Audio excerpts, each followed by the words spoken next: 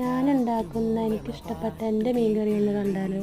അപ്പോൾ അടുപ്പത്ത് വെച്ച് ചട്ടി ചൂടായ ശേഷം കുറച്ച് ഉലുവ ഇട്ടുകൊടുക്കുക, വളരെ കുറച്ച് കടുക് ഇട്ടുകൊടുക്കുക, ഒരു പച്ചമുളക് അരിഞ്ഞത് ഒരു വെല്ലുള്ളിൻ്റെ പകുതിയും കൂടി അരിഞ്ഞിട്ട് കൊടുക്കുക കേട്ടോ. എന്നിട്ട് അത് നല്ല പോലെ വാടിയതിന് ശേഷം മാത്രം തക്കാളി അരിഞ്ഞിട്ട് കൊടുക്കുക.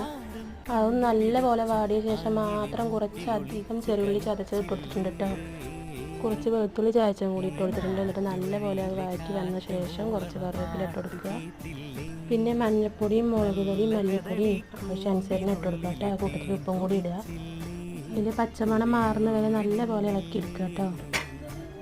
പിന്നെ പുളി പിഴിഞ്ഞ വെള്ളം അതിലേക്ക് പാർന്നു കൊടുക്കുക. നല്ലോണം വാടിയ ശേഷം തിളച്ചൊരു 10-15 മിനിറ്റ് തിളച്ച് പുളിയൊക്കെ വെന്ത് ഒന്നുകൊണ്ട് വറ്റി കഴിഞ്ഞാൽ നമുക്ക് അതിൽ കഴുകി വൃത്തിയാക്കി വെച്ച മീനും കൂടി ഇട്ട് കൊടുക്കുന്നുണ്ട് കേട്ടോ. അപ്പം നമ്മൾ അടിപൊളിയായിട്ടുള്ള മീൻ കറി ഇവിടെ റെഡി ആയിട്ടുണ്ട്.